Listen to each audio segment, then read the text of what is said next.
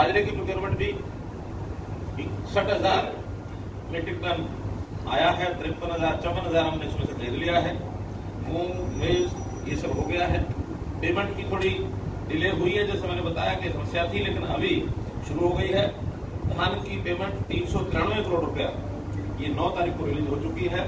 12 तारीख को ये किसानों के खाते में, आढ़ती खाते में पहुंच जाएगी। बाकी अन्य फसलों की 50 करोड़ की रिलीज हो गई है। 443 करोड़ रुपया ये रिलीज हो चुकी है। इसी प्रकार से लगभग 8.5 लाख फार्मर ऐसे हैं जिन्होंने अपनी सारी अलग अलग प्रकार की जो फसलें हैं वो सब मेरी फसल मेरा ब्यौरा पर ये रजिस्टर किया है। इस बार ऑल टाइम हाई रजिस्ट्रेशन हुआ है, लेकिन जैसे मैंने बताया अभी 40 लाख एकड़ का ही रजिस्ट्रेशन हुआ है। बाकी अभी शेष है, क्योंकि जैसे गन्ना है, गन्ने का रजिस्ट्रेशन भी लोग नहीं कराते हैं, जरूरत भी नहीं है। ऐसे खाली जमीन पड़ी है उसका नहीं कराते हैं। लेकिन हमारा टारगेट है कि अगले सालों में 70 के 70 लाख का कोई किसान की जरूरत है नहीं है, हमारी जरूरत है नहीं है, लेकिन पता रहना चाहिए कहाँ क्या बोया हुआ है, ताकि कोई गलत ना हो। बैंकों के झगड़े बहुत ज्यादा किसानों के, फसल कोई है, लिखवा कुछ और दी, और फिर जब कल को कोई नुकसान हो गया, बीमे के क्लेम होते हैं, तो फिर झगड़े पड़ते हैं। मोदी जी आपका तो क्लेम रुक गया, क्यों? क्योंकि आपने कुछ लिखा रखा है, फसल कोई और। तो इस प्रकार की जो छोटी छोटी चीजें हैं सब उसको हल करेंगे।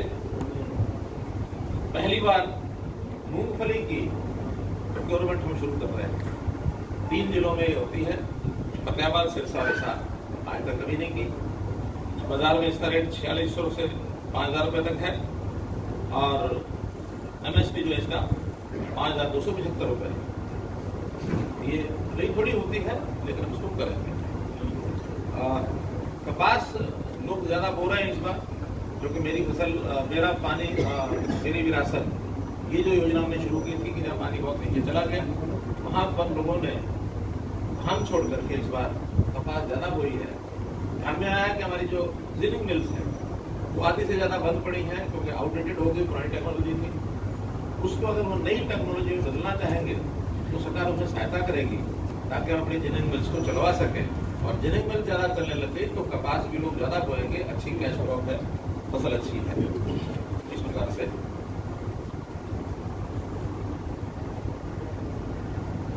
करके कहना यह है कि किसान के हित में जितने काम भारतीय जनता पार्टी की सरकार या हमारी जो गठबंधन की सरकार या केंद्र की मोदी जी की सरकार ने जितने किए हैं, इतने पिछले आदेश आधार हुआ तब नहीं हुए, तब से कभी नहीं हुए। अब वो इतने हो रहे हैं, लेकिन जिनको तकलीफ हो रही है उनकी, क्योंकि उनकी बेटी में कुछ है नहीं, खाली हो गई बेटी, तो उनको कोई ना कोई विषय मुद्दा जो है उठा करके अभी एक ऐसा मुद्दा उठाया उन्होंने। वास्तव में इसकी बहुत किसानों को तो समझ भी नहीं ये है क्या, लेकिन जो कि जैसे होता है लग जाओ भी लग जाओ, तो वो लग गए। 10-15 दिन उन्होंने सब किया है। आज किसान जो है उनको समझ चुका है। हमने भी भारतीय जनता पार्टी के नाते से हमने किसानों की बड़ी बड़ी रैलियां की हैं। कल आपके यहाँ भी ट्रैक्टर रैली थी, उसमें सामने कमी तो नहीं थी, और वो जवाब था उनके लिए। अब वो कहीं कुछ नहीं कर पाएंगे, और किसान को हर प्रकार का लाभ ये मिलेगा। फिर भी हम किसान की जो जागरूकता और बढ़ाएंगे, हम करेंगे। सरकार के नाते भी, पार्टियों के नाते भी, दोनों पार्टियां लगेंगी, सब उनको समझाएंगे। अभी हमने प्रगतिशील किसानों का एक सेमिनार किया है, उसके लिए आह्वान किया है कि आप जो बढ़िया फसल उगाते हैं मल्टीप्लाई करिए अपने आप को। अभी लगभग 500 प्रगतिशील किसान हैं। हमने योजना बना करके उनको प्रोत्साहन देने की बात की है कि हर किसान अपने जैसे 10-10 किसान बनाए एक साल में। 500 के साल 2 साल में 5,000 होंगे, आगे 2 साल के अंदर 5,000 के 50,000 होंगे। मल्टीप्लाई करते करते 50,000 अगर चीजों को आगे बढ़ाएंगे तो 5 लाख तक जाएंगे। तो हर किसान को अच्छा बीज, अच्छी खाद, अच्छी मार्केटिंग और विविधीकरण के नाते से कौन सी फसल जिसमें ज्यादा आमदन हो सकती है, इस ओर आगे बढ़ने का बहुत अवसर है, उसको हम कर रहे हैं। कांग्रेस का जहां तक हाल है, ये कोई भी ऐसा विषय आता है जो इनके बस का कभी था नहीं, मोदी जी हिम्मत करके उसको आगे करना शुरू करते हैं। तो इनका स्वभाव है, एक भय देखो, जैसे भूत प्रेत का भय होता है ना, कि भूत आ जाएगा, वो आ जाएगा, 370 खत्म करने के बाद जब की थी केंद्र सरकार ने, तो उन्होंने कहा कि अगर 370 खत्म कर देंगे तो जम्मू कश्मीर में खून की नदियां हो जाएंगी। 1 साल हो गया, कुछ हुआ जम्मू कश्मीर में? सब शांति से रह रहे हैं, बल्कि पहले से ज्यादा शांति है। अब उनको पता है कि अगर कहीं गड़बड़ की और मोदी जी की आंख पड़ गई तो गड़बड़ करने वालों को शामिल। पाकिस्तान जितनी हरकतें करता था उसके खिलाफ कोई एक्शन भी लेना होता था तो कांग्रेस अपने समय में करती थी। क्या कि पाकिस्तान के ऊपर थोड़ा सा कुछ ज्यादा हमने कर दिया तो कहीं दुनिया के बाकी देश उसकी सहायता करके कहीं परमाणु युद्ध ना शुरू हो जाए, हमारे ऊपर एटम बम न डाल दें। मोदी जी ने बालाघाट में ठोक दिया। चाइना के भी जो 20-22 लोग हमारे शहीद हुए, बदले में 50 मारे उनके। आज चाइना को भी आंखों में आंखें डाल के देखने वाला कोई आदमी है तो नरेंद्र मोदी। जो होगा होगा, लेकिन हिम्मत से डट करके अपने देश की रक्षा सुरक्षा करना, इन्होंने हमेशा डर दिखाया, भय दिखाया। ये सिटीजन अमेंडमेंट एक्ट CAA क्या कहते थे कि अगर ये लागू हो गया तो मुसलमान को भगा दिया जाएगा। किसी एक मुसलमान का बाल बाका हुआ? धरने इन्होंने दिए, सब षड्यंत्र के रूप में।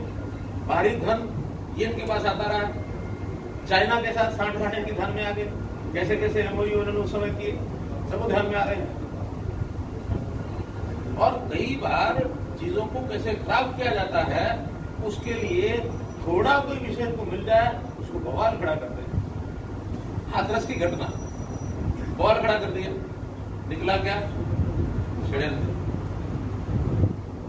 बाहरी विदेशी जगह से षड्यंत्र जारी किए जाते हैं कि इस सरकार को कैसे अनस्टेबल करना है, कैसे वहां कोई ना कोई ऐसा भयंकर काम कर दो। लॉ एंड ऑर्डर में कोई घटना हो जाती है, होती है तो उसका सरकार का काम है, पुलिस का काम है इन्वेस्टिगेट करना, दोषी को दंडित करना।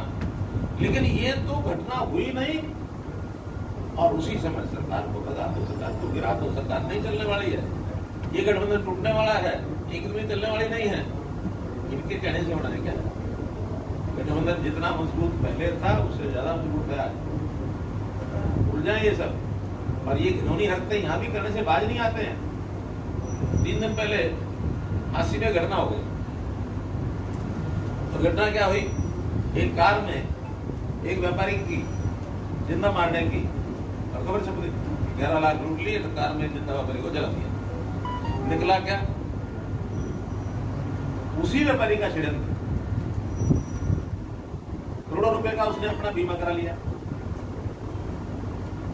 और बाद में पता लगा कि एक लाश कहीं से अरेंज कर ली उसने, गाड़ी में रख दी, उस लाश को आग लगा दी।